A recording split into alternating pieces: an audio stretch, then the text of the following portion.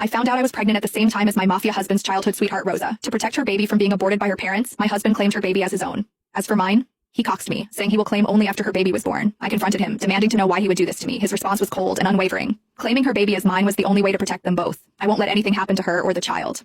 In that moment, as I looked at the man I had loved for 10 years, I realized my love for him had died.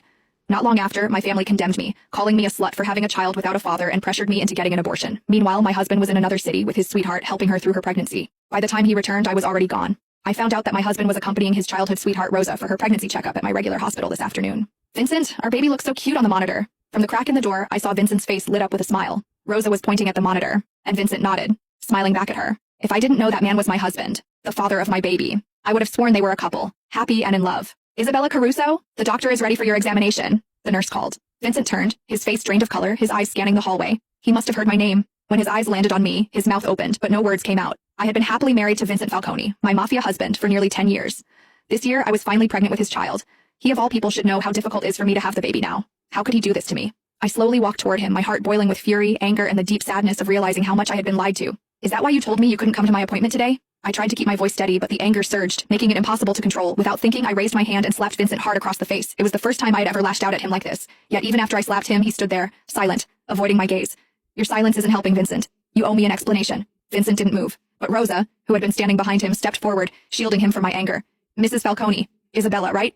She said, her voice shaking. Blame it all on me. Vincent did nothing wrong. It was my mistake, Isabella. I'm the one who got pregnant. Blamed it all on you, huh? I scoffed, the bitterness in my voice clear.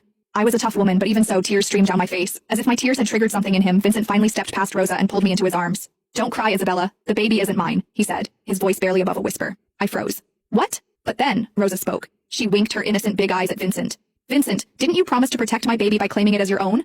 Why are you telling her now? Protect her baby? What the hell was going on?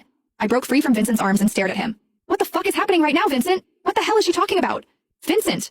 Rosa called him too, clearly trying to stop him from saying anything more. But Vincent didn't hesitate. Isabella's my wife. She deserves to know. All right. Rosa's tear-filled eyes locked onto mine. If you really need to know, Isabella, Vincent decided to claim my baby as his, so he might not be able to claim yours. Vincent's face drained of color, but he stayed silent, offering no correction. But don't worry, Rosa continued, her tone suddenly sweet as she reached for my hand, her fingers hovering just above mine. Vincent said that even he can't claim your baby now. He'll adopt once you've given birth. Our baby will belong to the Falcone name, she added, her voice dripping with faux sincerity. I swear I saw a brief smirk twist her lips, but it was gone before I could be sure. I turned to Vincent, still silent, his head bowed as if he couldn't bear to look at me. Is this true, Vincent? My voice wavered as I forced the question out. You're going to give up on our baby to save hers? I'm sorry, Isabella, he whispered, his voice hoarse, barely audible. Tears welled up again. Is her baby so important to you that you'd abandon ours? Vincent hesitated, the pause slicing through me like a blade.